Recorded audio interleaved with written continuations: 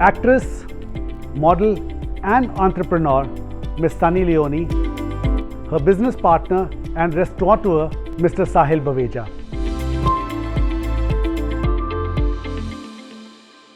My first question, why restaurants? My question back is why not? It's definitely something that's been on my bucket list, something that has been something I've been really passionate about, which is food and enjoying different culinary tastes and experimenting. So when Sahil came to Daniel and said this is the idea, and they started talking, it made perfect sense. I grew up in a household where we cooked. My father was the one who experimented. My brother is also a chef, and it's something that I enjoyed. And I think the most important thing when we started discussing having a restaurant was it should be a reflection of the brand. It should be something very classy and beautiful. It should have an extensive menu, and that's what we created. According to you, was it easier, you being a celebrity, to become an entrepreneur, or were the challenges a little bit more? I think that every entrepreneur has their own challenges and their own journey of how to make something successful. Some people have an amazing background, educational background in these things, and then some people, like myself, I do not, and it's just something that I've been really passionate about. And being a celebrity, yes, it helps definitely push your brand out there or whatever you've created out there, but I think the harder part is now how do I get them to stay? How do I get them to enjoy their experience or enjoy the product that we're trying to sell? That becomes the difficult part, and that's something that I really try and make sure that I'm a part of that process, to make sure that either the formula, like I own a cosmetic brand, so I'm a part of the formula testing, making sure that it's perfect and something that I would enjoy, and also a consumer. Now with here Chica, Loca, the food, is it going to meet up to certain standards that I would like to see? We have a mixologist here. We have a beautiful space that's been created. So all these things, it makes it easier as a celebrity maybe to push it out that first few weeks, but now I need them to come back, and I need them to keep eating here and want to dine here, enjoy their time, because people's time is very precious. You have investments in industry. Could you tell us what are the industries you have investments in apart from restaurants? Cosmetics, fragrances, production, clothing.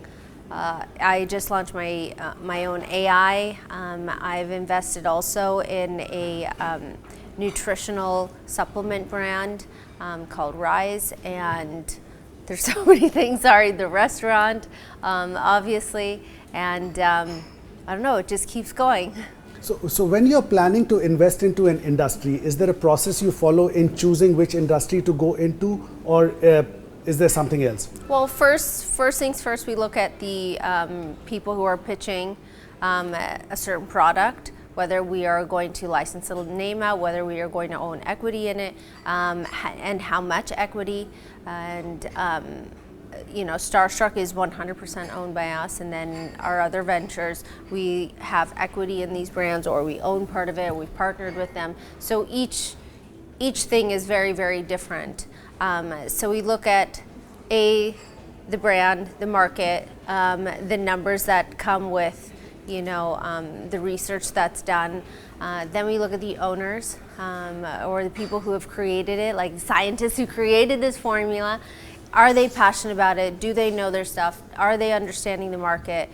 Because you can make the greatest product in the world, but how are we going to get them to actually buy it? That's also has to be there. You spoke about scientists. So are there patents also that you own in different industries? So, well, my daughter's working on one right now, but no, I don't. Okay. And you spoke about AI. Could you elaborate on that? What is that venture like? So I just launched my own AI clone, and it is something I believe that the industry will definitely be moving towards in a faster pace. now. AI has been a part of our worlds for a very, very long time. And now for a celebrity to be able to own their own property, to own their own likeness, to own their own, their own clone, or however they want to display themselves as in the AI community, I think is really important. So with our AI, I can have conversations with people, I can send them messages, I can have conversations with them, I can call them. So it's really a way for my fans to be able to ask me any question they want, and I'll be able to give them an answer, and they'll be able to hear my voice. So would you be monetizing your AI clone also, or is it just for interaction with fans? I think people sometimes get confused with the idea that entertainers are only doing this for fun. Just like they have a job, I have a job, so obviously monetizing off of AI would be the biggest goal, because other people are monetizing off of AI, and there should be no reason why, if someone's going to take my likeness, my voice, who I am, why are they making money off of me? I should be able to make money off of my own image and my own likeness and my own voice. So of course, it's monetizing is the name of the game. What advice would you give to first-time entrepreneurs who are venturing into the restaurant business or even the cosmetics business? So I think it's definitely know your market, know what your target audience is or your target consumer is. That's really important. And understand that it's not like a social media reel that just goes viral. That doesn't always happen. That's what I call an exception to the rule.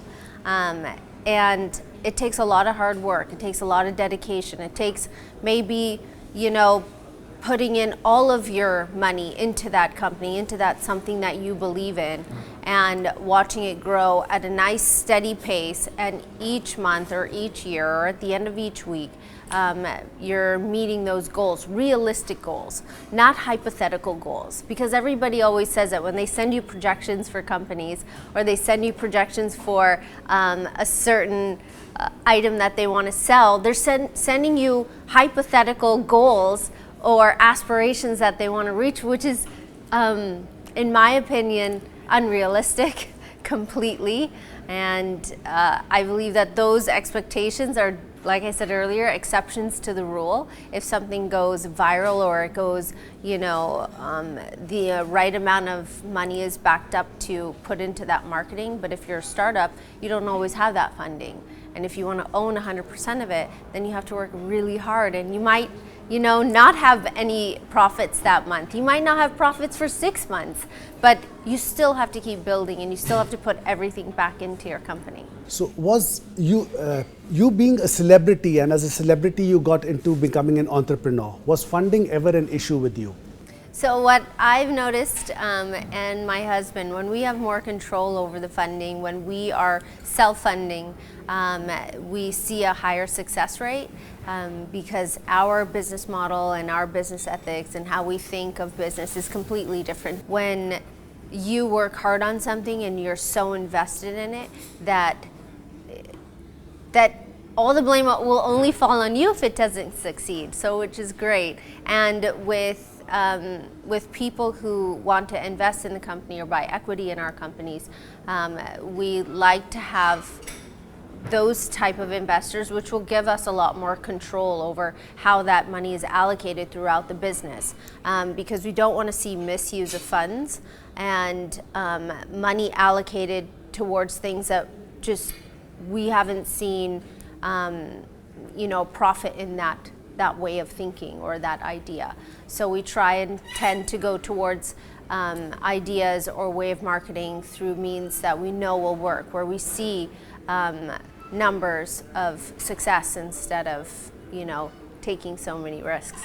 How did you come together to bring Chica Loca? Like this, la la la la la. I think we met through common friends. I had some meetings with Daniel, and then we eventually all of us met, and we kind of really found instantly that we had the same vision to kind of bring our experiences that we've had living and working throughout the world, and bringing the influences in food and the drama and emotional connect we have with food to a common place and share these experiences with other people.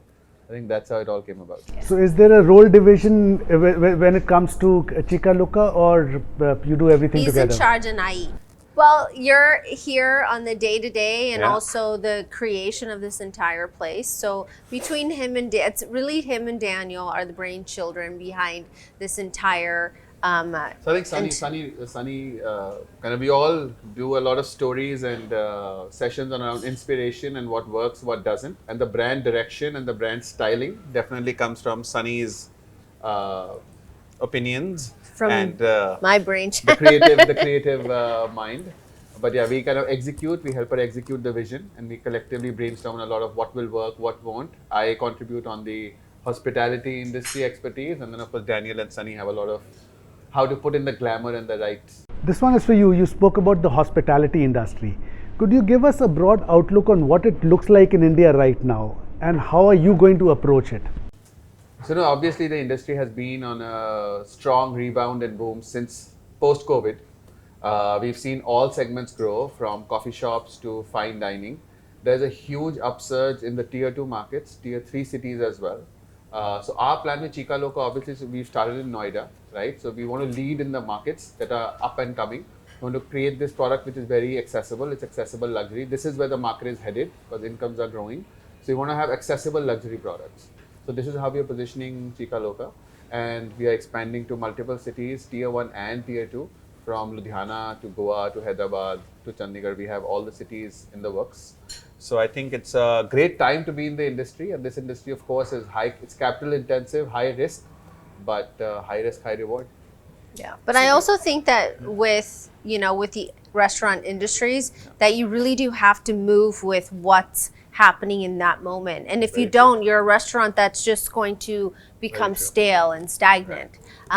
So that definitely is something that we will be working on as far as, like we have a live stage where we can have performances and like really engage with the customer that comes in. So it's not just, we're not just coming in to eat, we're here for an experience. On top of great food, on top of great drinks, now we have experiences with, live acts, live shows, and really be able to cater to our ever-changing market. Thank you very much, Sahil. Thank you very much, Sunny.